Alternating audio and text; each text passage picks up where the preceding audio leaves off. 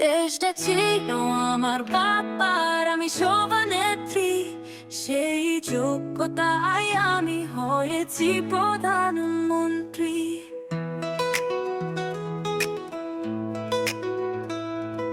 ভোটবিহীন নির্বাচনে আমি হয়েছিলাম রানী। কেউ প্রতিবাদ করলে থামাতে আমি জানি।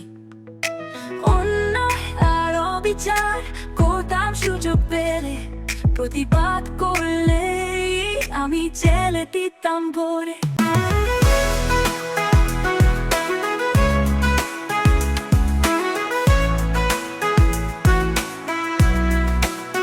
গণতান্ত্রিক দেশের নামে চালাতাম স্বৈরাচার।